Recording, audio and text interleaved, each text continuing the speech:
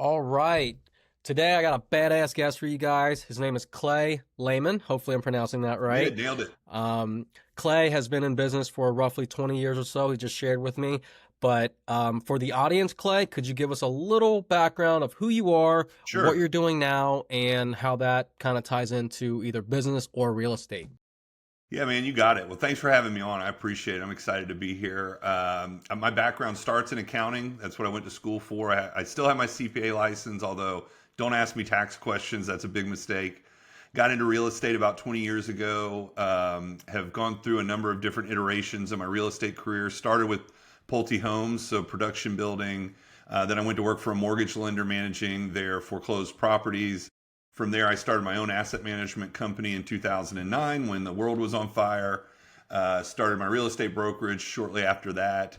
Then into property management, most recently into title. Started a title business in 2022. And then I need to stop referring to that as most recent because the most recent is now getting into consulting and coaching, helping real estate professionals learn how to scale their businesses, to do it in a manner that doesn't set their whole world on fire and ruin their lives, because I was there, where I was just getting completely burnt out, but have learned how to kind of have both. I do, it's a lot of work and it's still work, but it can be enjoyable and you can set it up to take breaks and not have your business collapse. Sure, sure. Thank you for that. So, a colorful background, obviously, and you were in it, during, like as you said, when the world was on fire during the global financial crisis. So, Exactly. a lot of things from that. You mentioned the real estate, you mentioned asset management, and then you started your own brokerage. So, what within that time frame there did it? How did it lead you into what you're doing now in the consulting and the coaching role? Yeah, I mean that's a really good question. I think what it one thing was it doing real estate in that time, practicing real estate in that time was very challenging. And so there were a lot of lessons learned. One of the things that if you have if you're a realtor and you have the opportunity to manage foreclosed houses, it is a master class in real estate problem solving because you just run into so many different problems. I will not say that I've seen it all, but coming out of managing foreclosed properties, both as an asset manager and then also as a listing agent, you get exposure to managing repairs, managing evictions, managing title issues, managing mold, houses with mold, houses with holes in the roof. I had a house that had somebody had taken up all the subflooring, so the house was nothing but the floor joists. You just have all kinds of interesting stuff you run into, and then you're also managing people because you're working with sometimes the borrower is still in the house, then you're working with asset managers. So all that to say, a lot of exposure to the different things you can run into in real estate, and then coming out of that, I didn't know anything about business development. I think that's where a lot of us that get into real estate, we learn about how to fill out a contract and how many square feet are in an acre, but we don't ever really learn how do I get a client. And I've sort of stumbled through so many different ways of doing it wrong, and have landed on a couple that have really worked out. My biggest sort of success was in scaling my property management business and then selling that in 2022. Yeah, so I think that's kind of what all of that stuff has sort of melded together and given me the opportunity to be a resource for agents that are still figuring things out. Is it primarily only for agents, or is it also, other property managers Yeah, or investors, etc.? you nailed it. I try to use the term real estate professionals because I love to serve agents, but also property managers, title. We work with some lenders that are working to scale their businesses, and really, I mean, I work with. I don't really have a lot of expertise in retail manufacturing, but like if it's service based, I can pretty much help somebody figure out how to grow the business. Got it. So your typical avatar is someone in that real estate realm that has a problem of figuring out how to get more leads, developing their own business, things like that. Yes? That's exactly the way I describe my ideal client is somebody that's been in business for like 3 to 5 years. They're had enough success to do it full time, but they've hit a ceiling where they're working hard but not growing. And I mean, I think we all experience that because you get into it, you start mining your sphere for work. And if you're good, you'll be successful and they'll start referring you to people, but that can only take you so far. You can't scale that to like, I mean, you can have a nice life doing that, but if you really want to scale your business, you've got to figure out how to grow beyond just your sphere and those referrals, and that's who I help. Okay, gotcha. So in your typical clientele, what would you say their biggest bottleneck is? So there's two sides of the bottleneck. So on the scaling side, it's a lack of strategy. We as entrepreneurs are very confident people, or at least we fake being very. You got to be really confident in your own ability to say, "I'm going to do it myself." And how that manifests in different areas of your business is you'll say, "Oh, marketing, I'm going to do that myself." And then and I'm not saying you have to hire somebody, but a lot of times we don't have the expertise to create a strategy. What ends up happening is you see what an agent over there is doing and an agent over here is doing, and that person's having success. So I'm going to try and do those things, but there's no coherent strategy behind it. And then the other thing that becomes the bottleneck on the like sort of what I would call operational excellence side is just the inability to delegate, whether that's because there's no one to delegate to, or more common, no one's going to do it as well as I can do it, so I'm not going to delegate it. And that's a huge mistake. And I'm going to plug one of my favorite books is Buy Back Your Time by Dan Martell. I would encourage anybody and everybody to read it. One of the things that he says in there is if you're a full-time service business, I guarantee you could hire an admin tomorrow and have them busy. And a lot of the agents I work with, that's true. And I mean, like, I deal with it today. I don't even want to just say, oh, well, I've been there. I get it. Whenever you have to take the time to train someone and to document your process, and that's time and it's a cost, but you got to switch your brain from thinking of it as a cost and start thinking of it as an investment. You're investing in your own personal freedom.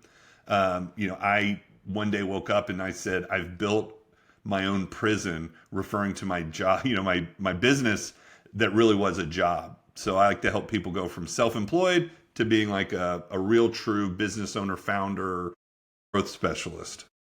I love that. You mentioned in the bottleneck piece that a lot of people lack the strategy. So when a client comes to you, how do you decide whether or not their business needs a better strategy or better systems or better people first? And so like, what is your diagnostic process in like the first, call it week or 90 days or whatever? That is an awesome, insightful question. And so I'm going to give you the short answer, which won't provide much value for anyone, but then I want to give a longer answer that hopefully will provide value. And that is that, I've developed some tools that I can run on that agent just based on their name and their geography to sort of assess their marketing profile. And then we obviously have a call with them. That's some proprietary stuff I've built, but I'm happy to share exactly what I'm doing so that people can do it to them, like for themselves. So what we're looking at is, the first thing we're going to look at is, your kind of digital footprint. So you can effectively think of it as Googling yourself, kind of put yourself in the shoes of your ideal client. How are they going to see you first? And keeping in mind that, and especially in the real estate realm, people are online for 2 to 3 weeks before they reach out to a realtor or a lender or any other professional doing their own research. So that means they're on Zillow, they're on Realtor, they're on Homes.com, they're on Redfin. So the first place I tell people to look is, how do you look on Zillow, Realtor? Meaning, how is your profile? Because on each of those sites, on those portals, they give you a free profile that you can fill in.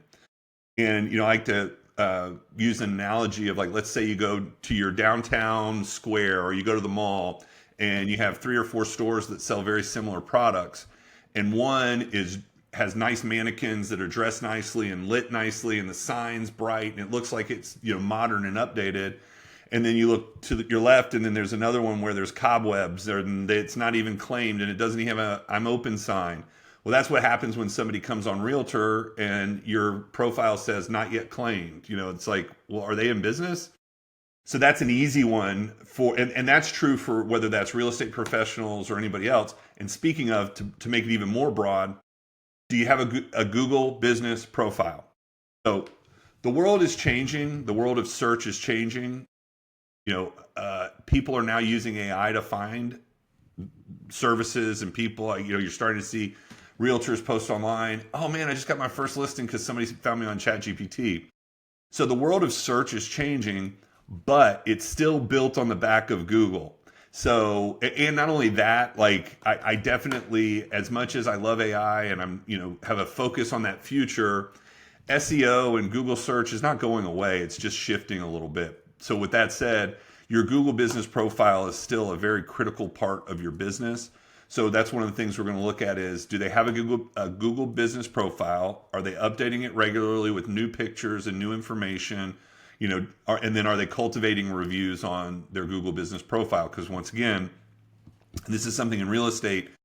Definitely people are on Zillow and people are on Realtor and people are on Homes. So it's good to have reviews there, but people still look on Google to see what your reviews are. And not only that, one of the big advantages of having a Google business profile, if you're gathering reviews on Zillow and Realtor, that's a good thing, but you can only get reviews from people who have a direct connection to you, to a transaction. They can go on and say, yeah, you sold me 123 Main Street.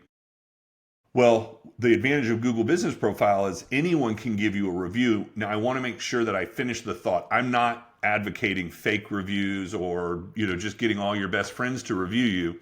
But if you're in real estate for any amount of time, on a weekly basis, you probably get, hey, I know we're not doing any work together right now, but could you answer a question for me? And those are ideal people to say, and now to be clear, answer their question. Don't say, oh yeah, I'll answer it only if. You answer the question, but then at the end you say, hey, I hope that was helpful. What would be really helpful for me is if you would go on my Google business profile and give me a review. Now, they're going to probably say yes. You need to have a templated email with the link to your Google business profile ready to send to them immediately. Because that's the other thing you have to do is, if you want a human being to do something, make it as easy for them to do it as possible, because we're lazy creatures.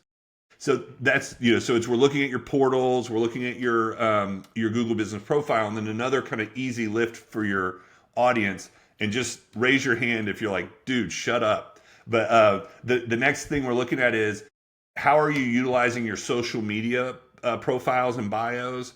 That's a really overlooked opportunity.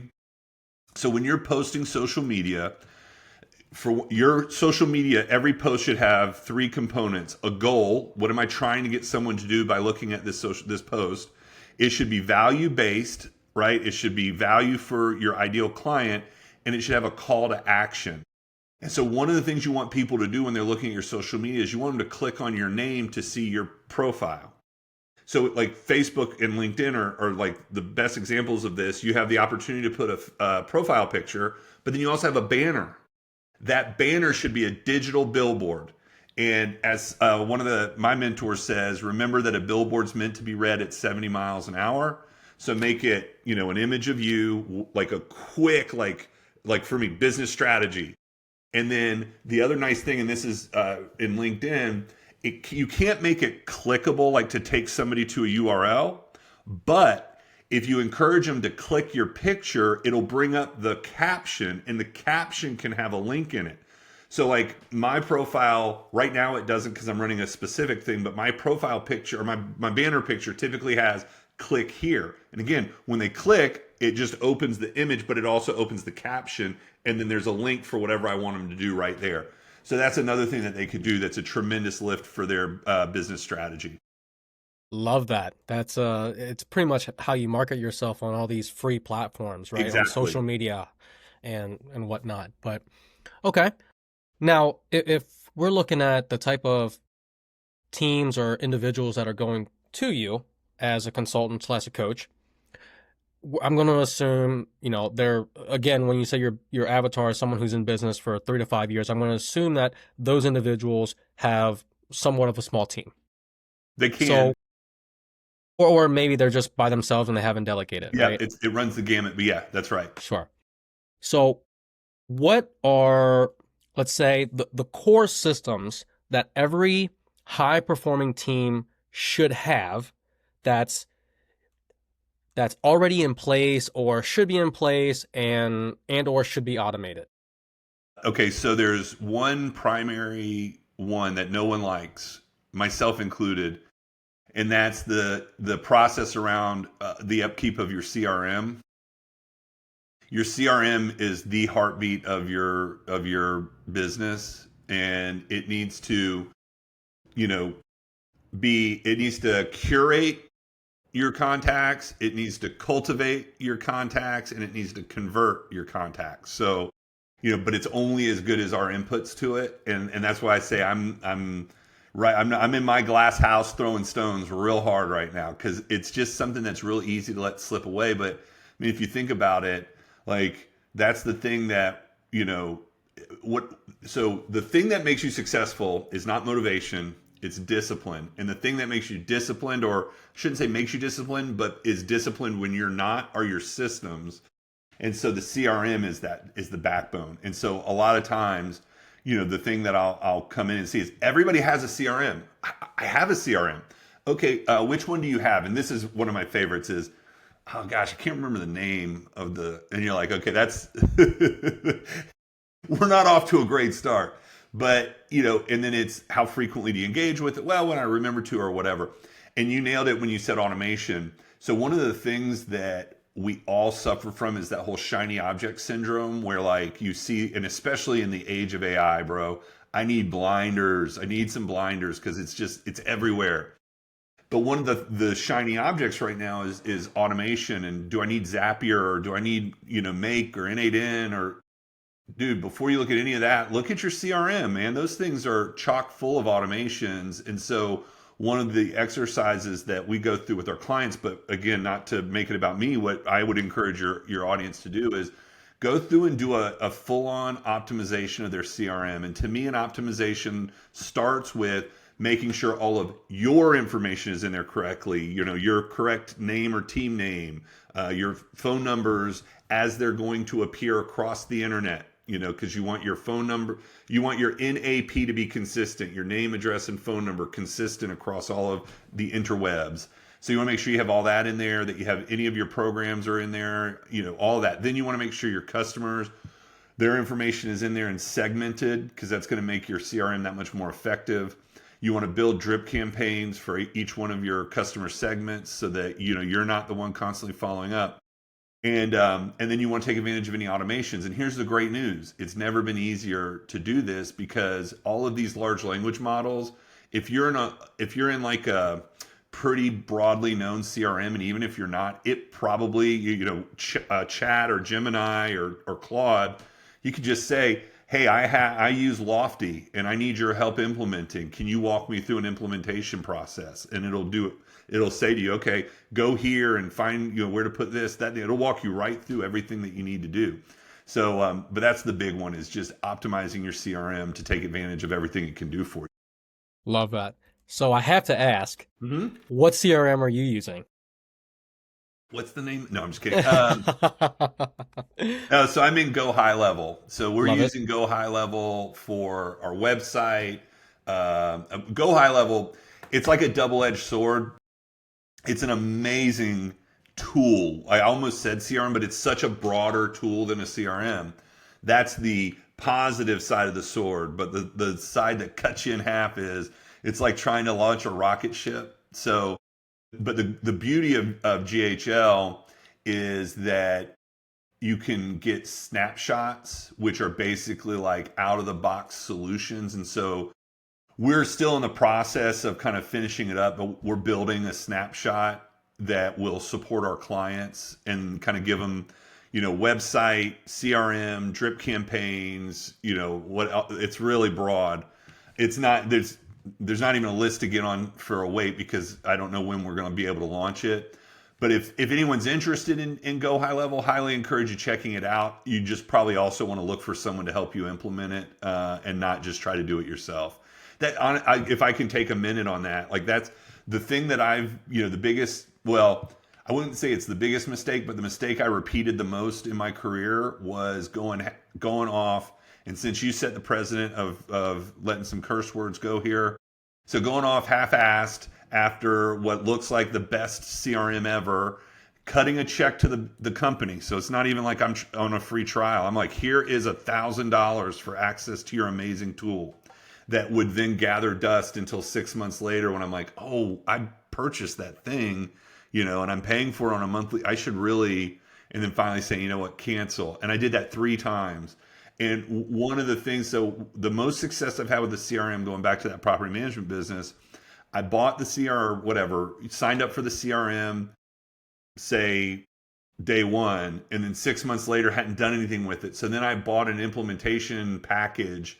This was well before AI. I bought an implementation package, which then also sat for 6 months before I finally said, I need to hire somebody. And I hired somebody to implement it, and it paid for itself, over and over again. And to be clear, it's not a service I offer. I'm not pitching this as you need to hire me to do an implementation. I'm just saying the lesson I learned was, for something as critically important to your business as your CRM, it doesn't hurt to spend a couple hundred or even a couple $1,000s to get it set up correctly. Love that. Is there anything else that's in your tech stack or any previous CRMs that you use that you would still kind of recommend outside Yeah, of Go High Level?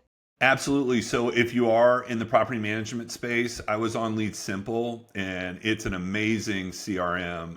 And it actually, they've added tons of components to it. By the time I sold, our CRM was in it, but then also all of our kind of automations were running through what they've built out. So for a property manager, it's incredible. In terms of what I tell people about what CRM is the best for them, it's the one you're going to use. So if that means it's a whiteboard in your office, but you're going to use it, then don't feel any sort of shame that you didn't pay for some humongously complicated one.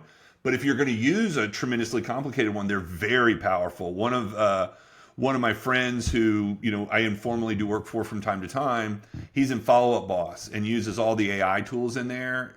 They're mind blowing what it can do for you in terms of nurturing leads without any involvement. So he told me, like, he'll have leads that'll be in there for months and months and months, constantly being nurtured by the AI, and then they get handed over once they reach a certain, like, their language starts to change. The AI kind of picks up on these people are ready to move forward, and then it moves over to them. So, it runs the gamut, but it doesn't matter how fancy or how good it is. If you're not going to use it, then don't waste your money.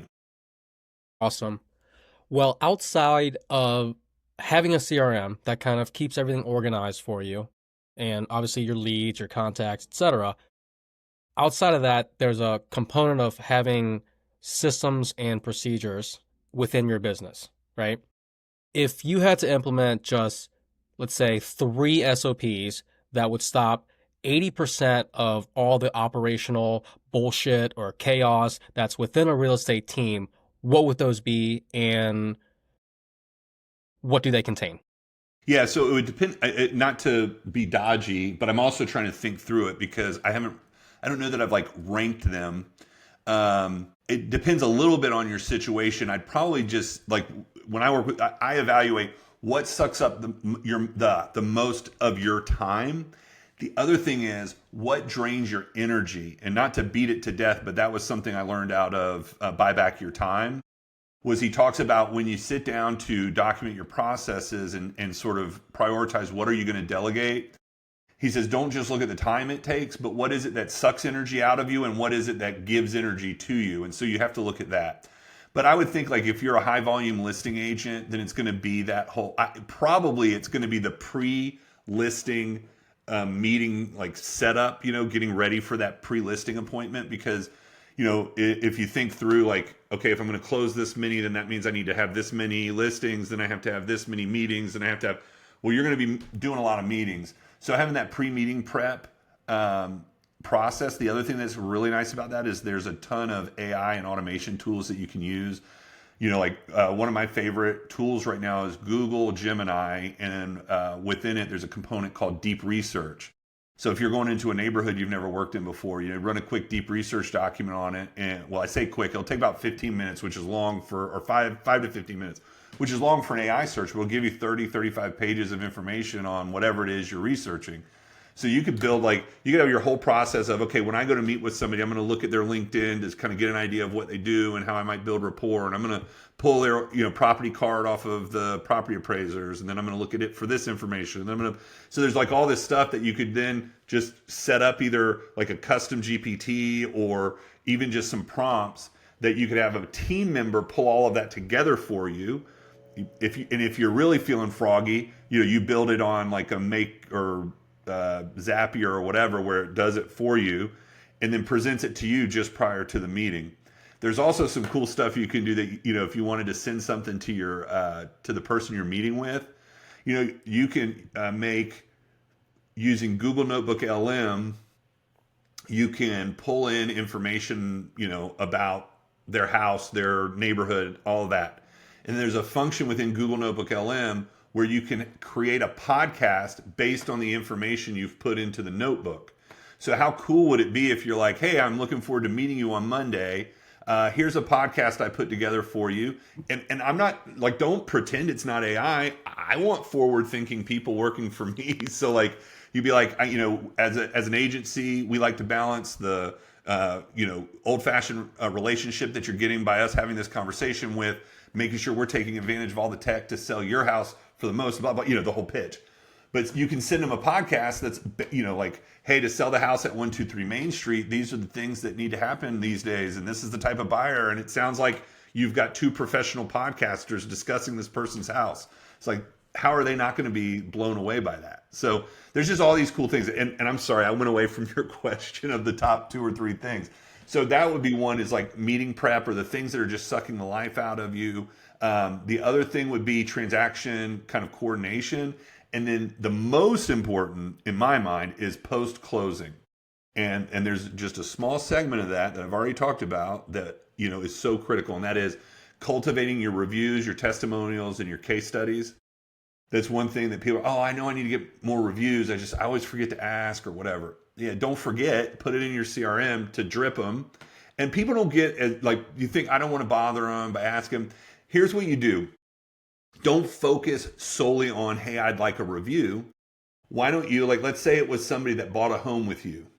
So on your first email where you're asking for them to review you, why don't you throw in there, hey, did you go ahead and change over your homestead exemption? Here's how you do that. Oh, by the way, would you mind giving me a review? And then the next one be, did you get your kids registered for school yet? Here's the form that you're going to fill out. And oh, by the way, would you also send me a review? That's it. We get so focused on what we want and need and us. It's not like because we're self-centered. It's just because that's how our brain is centered to function. Focus on the value you can bring to your client while you're asking for something like a review. But that would be one that is automate that crap, because you should ask for it at the table. You should ask for it in person. You should ask for it on phone calls. But you should also have that loop going to them to remind them to give it, because they're going to say yes, and then they're going to forget. You got to get that link in front of them over and over again. Love that. Okay, so every business that I know has to track some type of KPI. With your clients, what I guess, what are the most important KPIs that you have them track, and why? Yeah, it would be like incoming leads, their lead volume, and then their conversion percentage. And you'd want to track within that inbound lead volume where they're coming from, so that you know what's working and what's not. I really want you tracking all of the conversion pieces within the funnel. But we don't start there, because it can be a trap that you fall into, meaning we're all perfectionists and wanting everything to be perfect. We're going to be working on building out the funnel, but then we're also going to be working on how to report who moved from awareness to consideration, from consideration to decision, from decision to action. Awareness being like, how many people engaged with my social media? Okay, then how many people downloaded my lead magnet? Then how many people set up a meeting? And then how many people signed a contract? So that's, you're going to kind of track those. And that helps you know that, wow, I got a lot of engagement, but then nobody downloaded my lead magnet. So there's something wrong with either your messaging or your offer or your lead magnet. So you need to tweak that. Or, oh man, tons of people downloaded my lead magnet, but nobody's setting any meetings. Maybe we need to, it's so funny. Like, I think I'm listening right now to the book Endless Customers by Marcus Sheridan. trying to remember if that was it. Anyways, you got to iterate everything because it's funny how like even just changing the color of buttons sometimes will make a difference in the click through rates. But long story short, those are the KPIs would be kind of inbound leads, conversions, and then what's happening from connection through to conversion so that you can know what needs to be tweaked. Love it. So the backbone of every real estate business out there, obviously a couple things, right? The systems, you got your CRM, but another important piece from my perspective is the people. If you need a small team, you're going to have to delegate, right? Yep. When these clients come to you, what have you seen or is the most important first hire and I guess the most problematic hire? Okay, again, another really good question. You're challenging me. I love it. So, what I would say that first hire really needs to be like you need to evaluate what's stealing the energy from you, and then hire someone that can do that thing. So, the thing that we tend to do is hire people like us. Mistake. Now, not that you don't want to get along, but you want to hire somebody. You want to know your strengths and weaknesses, and you want to hire that opposite person, especially right off the bat. And bonus points if you can hire an integrator because you're likely if you're a small business owner you're likely a visionary, and so this all comes out of the book Traction, and that was so eye-opening to me.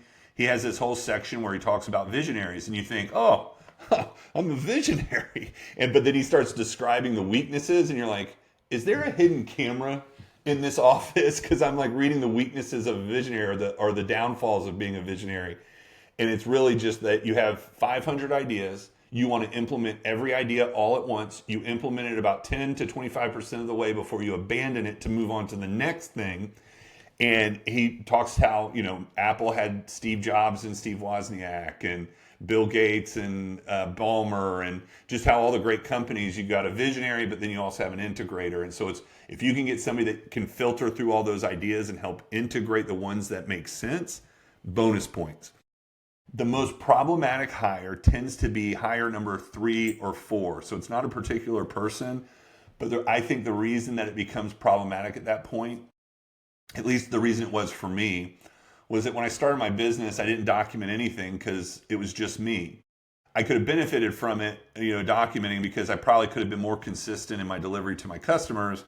But at the same time, we were fine. I'm doing everything. Then my first hire, she's sitting right next to me. I can tell her everything to do or whatever. Not that she needed it. The person was incredible regardless. But so, that person's sitting right there. So the fact that you don't have process is no big deal. And the same is typically true when you hire that next person. But then when you hire the third person and the fourth person, and for us, the way that manifested was our third and fourth hires kept flaming out. They just weren't working. And I obviously thought it was their problem, right? Because it's not my problem. But then eventually I realized the reason that they weren't successful was I wasn't setting them up for success.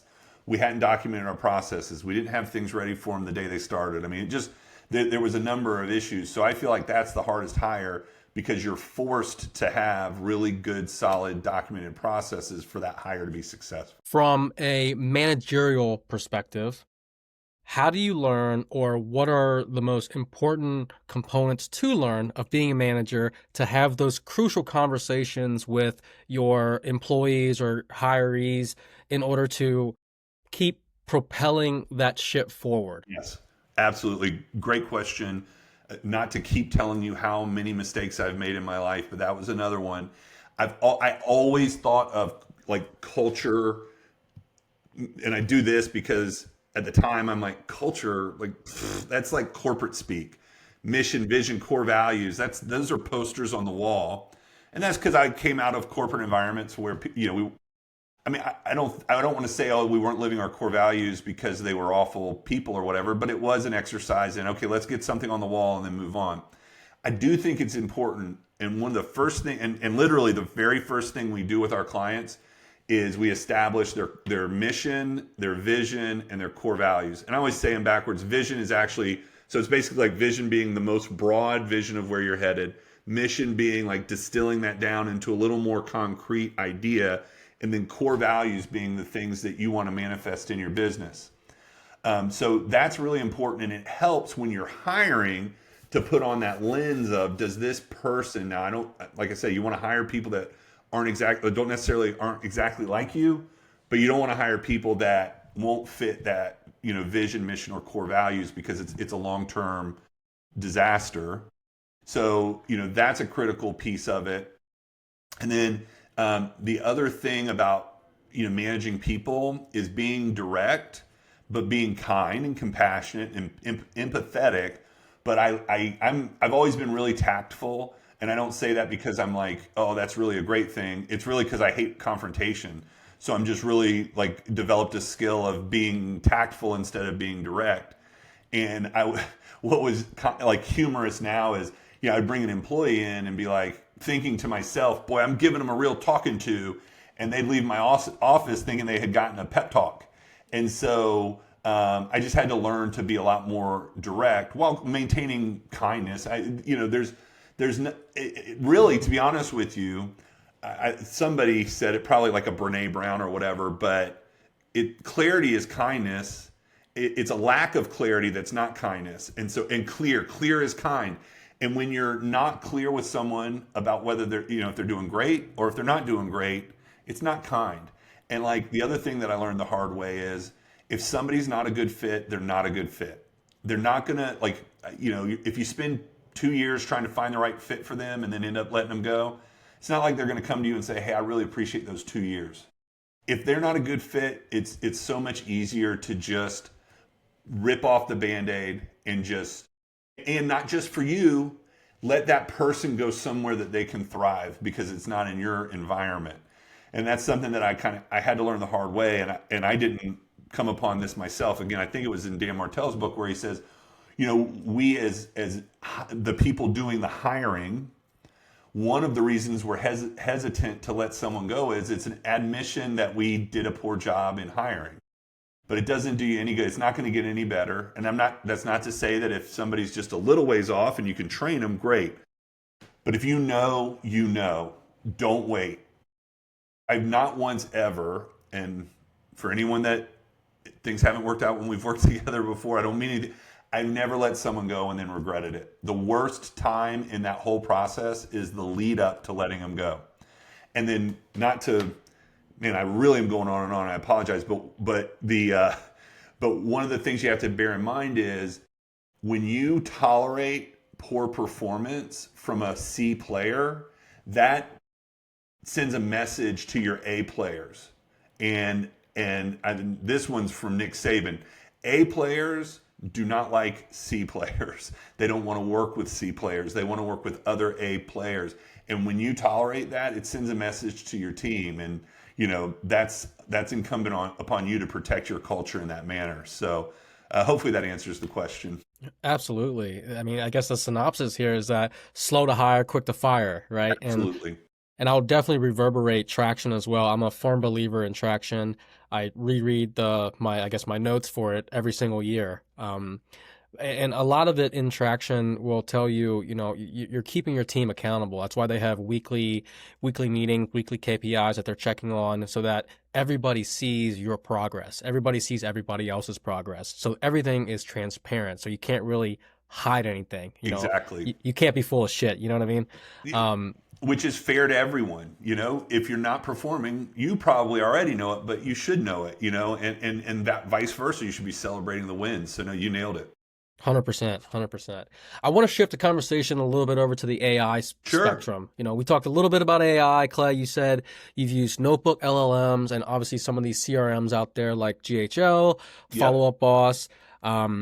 Are there any other AI tools that you're using right now that is absolutely crucial for your business? Yeah, so Gemini is huge. And it's so funny, man. The AI world will turn on a dime, in a matter of months or days or weeks. The reason I say that is, when I first got into AI a couple years ago, and really until the last few months, ChatGPT, man, I was in ChatGPT 80% of my day. I'm probably go into ChatGPT like 5 or 10 minutes a day and spend the rest of my time in Gemini. And it's just because so they're very similar in a number of ways. One, they're both extremely versatile tools. I love that I can go into either of them and I can create a piece of content like the verbiage, but then I can also say, "Hey, make me an image for this content," and boom, there's my image. And in both of them, I can say, "I need to know more about this topic," and I can do a deep research. There's all these different facets of them. What I love about Gemini is that it is a Google product, and I've been a Google Workspace user for almost 15 years now. I have a boatload of information in my Google Workspace, and then I also am very comfortable in Google Workspace. So now, one of the things that's kind of become available more recently is that you can build what is called a Google Gem, which is their equivalent of a custom GPT. But whereas that custom GPT lives over here in your email and your drive storage and everything lives separate, well, with Google Gems they come together. Compton and Long Beach are coming together on this one. Okay, so you'll sit there and you'll have your Gmail app up, or like it's a workspace app, but you have your email app up, and then over to the side you have your gems. And so like one of my gems is my writing assistant. So if I want to write something, I pop. Like for example, I just did a post on the Comet browser. So Perplexity has this new Comet browser, which is an agentic browser, amazing, and it's now available for everyone. And I got an email about that today, and I'm like, man, that would be a great post for my social media. So I popped up my Google Writing Assistant gem, and instead of having to say, "Hey, Perplexity's Comet browser," I said, "Take this email and turn it into a post for my social media." And because it's trained on my voice, my ideal client, it made, "Hey, real estate agents, here's how you can use Comet in your business," and now it's available for everyone. So having that layered right there is amazing. The other thing that's going to be humongous that has just kind of been developed with the gems, so you can share your gems, which you can share your GPTs. That used to not be the case. You used to not be able to share your gems, but you could share your GPTs. So that's, a little bit in the favor of Chat GPT. Well, now you can share your gems, but the other cool thing is you can copy your gems. And what's significant about that is, if I don't know, for the people that are listening or watching that haven't built custom tools, they're very simple. They're made up of two primary things: custom instructions and knowledge documents. So in the old way of doing things, if you had a really cool GPT, like let's say my voice assistant is a perfect example. When we work with a client, one of the first things we're going to do is we're going to build one for them, both for their use, but also for ours. What I had to do to create that in the past is I had to create a brand new GPT and load it with all brand new knowledge documents and the custom instructions. I could copy some of the same stuff, but now I could have a templated voice gem, make a copy of it. It will already have embedded in it the knowledge documents and custom instructions. Now all I have to do is change out. And really what I'm going to do is have one that has no customer voice, no ideal client, copy it, and then load in my client's voice and ideal client, bam, ready to go. And if I could say, wait, there's more, you can load into your gem, instead of like downloading and then uploading a document as a knowledge document. Now you can connect it to a Google Doc that lives in your drive. And if you update the Google Doc, it updates the gem. So what that means to me is, let's say that I made a gem that's like produces top converting Facebook posts. Well, we all know the algorithms change frequently. How cool would it be if one of my knowledge documents was, the top converting post types for Facebook, and then I updated it on a monthly basis based on what changed with the algorithm, and then that update percolated through all of the gems that I've made for my clients. Like, what? So yeah, Google Gem, Mind blown. the Comet browser is amazing. I could go on and on. And that's the whole shiny object thing. And I would encourage you, if you're just getting started with AI, pick one and just lean into that. And if you were to ask me and you're a Gmail or Google Workspace user, I would start with Gemini. But if you've already started with chat and have some level of comfort, lean into it. Use it for all you can before you start looking at other stuff. Yeah, definitely. AI has been a game changer. I use it pretty much every day. It's practically my best friend. But Absolutely. Clay, you mentioned you've been using Google Workspace for the last 10, 15 years or so, right? So are the GEMS product, is that just something that is to you for being a longtime user, or does every Workspace subscriber get that? It goes beyond workspace. If you have a Gmail, you have access to it. Now, I mean, you have more access if you are a paid subscriber like anything else. But within Gmail, like if I'm sorry, within Google, if you have a Gmail or a workspace, everything that I've talked about that's under that banner, Google Notebook LM, Gemini, Gems, deep research, image generation, there's a bunch of other tools that are all available to you as a part of either your workspace paid account or Gmail. All of it, including everything I just described about the gems. Gotcha. So how do you normally check for like these new AI tools that are coming out and decide which one to like implement? Yeah, so the biggest source of information in that arena for me is I'm a part of an AI mastermind, but the I would encourage anybody to join the Facebook group, which is free, that the gentleman runs, and that Facebook group is AI prompts for entrepreneurs. There's like 475,000 people in there. The guy that runs it, his name is Jonathan Mast. He's really great about he uses all kinds of the AI tools. Everything new that comes out, he tests and then shares, what his findings are for it. So whether it's with Jonathan or somebody else, or I mean, I don't, shameless plug for myself. I run a Facebook group about AI specifically for real estate professionals and entrepreneurs. It's called Unstuck AI. And so I try to take what Jonathan teaches me and convert it into kind of real estate focused content. Although I do share a lot around small business or occasionally just things that I find funny. And on that note, one of the new tools that if anybody listening is like, oh, what can I do with all my free time? Sora 2, which just came out from ChatGPT. If you guys, I'm sure, have seen all the videos of like Mr. Rogers drinking Hennessy with Easy E, or there's all kinds of crazy scenarios that people are coming up with. I can't tell you how easy it was to use. So I just went to AI Marketing World in Dallas, and on the plane over, I downloaded the app on the plane. I had it scan my face, which is how it makes the avatars. So it scanned my face on the plane. Then I put in a prompt, and I'll be vulnerable here. I really love professional wrestling.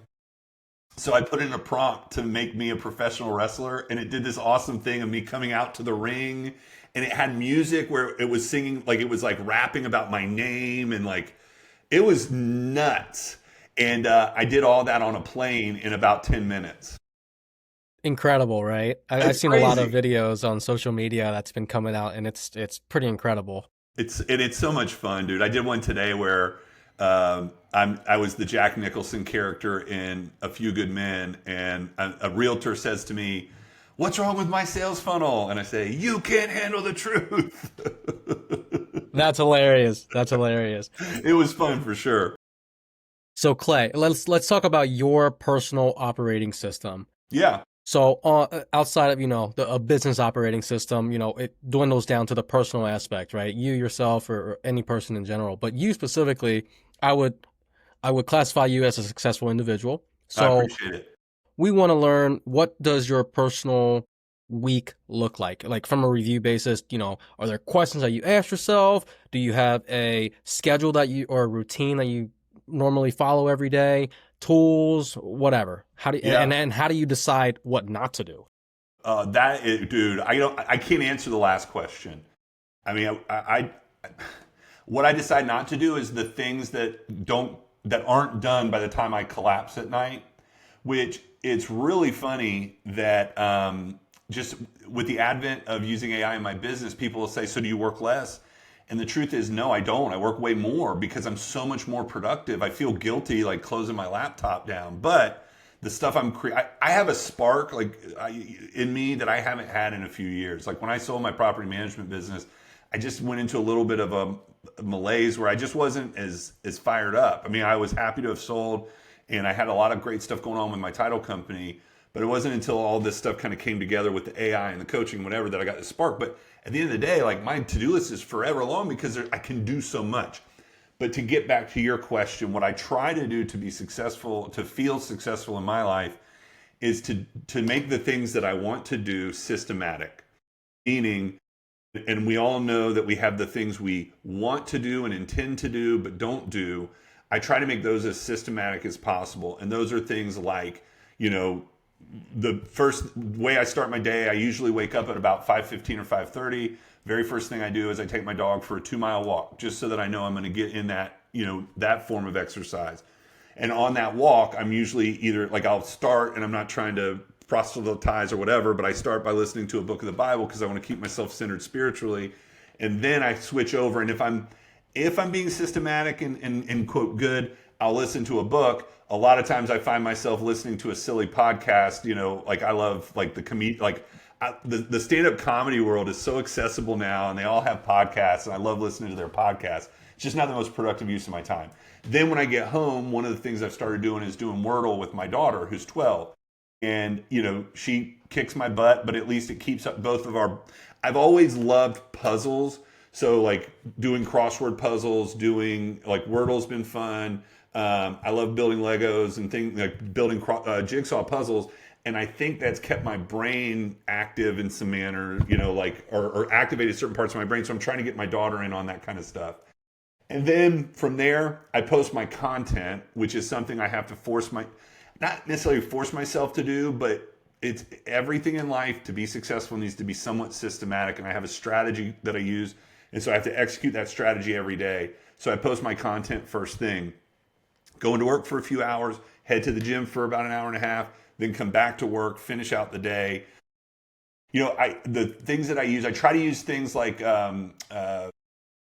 Pacer is an app that tracks your steps. And, you know, if I don't get 10,000 steps, it gives me a nasty, like, it's like if you get 10,000 steps, it's a flame. And if you don't, it's an icicle. I don't want the icicle, bro. So I try to use, like, basically gamifying things. You know, I haven't formally, like, I talked to a lady one time that had like this whole scorecard system, which I think is brilliant. So at the end of the day, she would know if she won the day or not. I don't go that far, but I do like to have, you would not believe the lengths I'll go to not to lose my 10,000 step streak, where if I weren't tracking it and just said, oh, I want to get 10,000 steps in a day, I wouldn't do it. But knowing that I'm going to lose my streak, bro, I will run you over in a rainstorm to get 10,000 steps. Love that. Love that. Being competitive, right? And creating that habit and Exactly. streakability. Yeah. Well, systems beat, like, so I think habits are one thing. It's standards that I try to hold myself to. You know, like I think of a standard as like for example, you know, there's certain things I would never say, certain words I would never say, certain things I would never do. And I don't even have to think about whether I would do it or not do it. And like over the last few years, I've thought to myself, that's where I need to get to with eating well, which I'm working on, with exercise. Those things don't need to be habits. They need to be standards that I do not allow myself to fall beneath. That's aspirational. I'm not sitting here telling you that's what I do. That's what I'm aspiring to do. I'm working towards it. I love that. I love that. Well, the last question I have for you, Clay, was one, before you leave us, how does our audience get a hold of you? Are you on social media? And secondarily, how do they add value to you? Well, thanks. I appreciate it. I mean, connecting with me would add value. You know, I'm trying to optimize one social media platform before kind of spreading myself too thin. So I'm optimizing my Facebook. So connect with me on Facebook. You know, I mentioned my Facebook group is a way to connect. Or real simply, my website, www.imclaylehman.com. They can connect with me there. On my Facebook, I do live trainings every Thursday at 11 a.m. So tomorrow at 11 Eastern, I'm doing, crafting a content strategy that converts with AI. And the way I teach, I want you to know the fundamentals first. So the first part of the training, like for example, tomorrow, you won't even hear the letters AI come out of my mouth until we get through the fundamentals. I want you to understand what a winning content strategy looks like.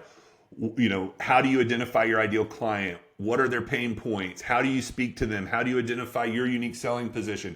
The reason that I want to do that first is that tech changes. Fundamentals do not. I want you to know the fundamentals, and then I'll teach you the tech.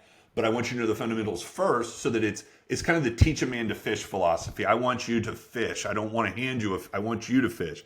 So, anyways, so I would love it if they want to join those trainings, and then, I offer some services, but I'd rather connect and add value, and then have someone raise their hand than to sit here and tell you what they need from me. I love that. Are you on any other social media platforms I am. that I'm people on can? LinkedIn, Instagram, and Instagram is just my name, Clay Lehman. I do post there. I post all over the place. Um, I'm just still just sort of like I said, trying to optimize my audience from one to the other. The only place I'm not on TikTok. I observe TikToks. But my business partner, he swears, he's like, you got to be on TikTok. It's like, I guess, becoming the number one search engine.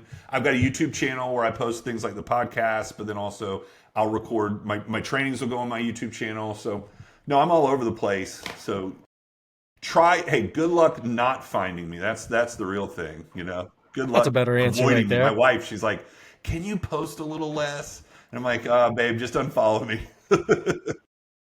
I'll definitely have all the links in the show notes. I'll find Sweet. them I and appreciate I'll head that. them for everybody. But yeah, appreciate your time, Clay. This was very insightful. I learned a lot.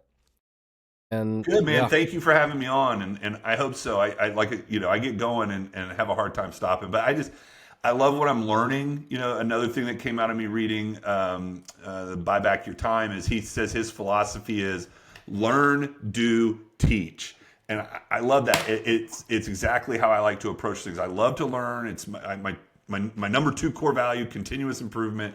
But to me, the only way that you solidify it is if you do it and you teach it. And that's my whole thing. So thanks for having me on and giving me a forum to do that.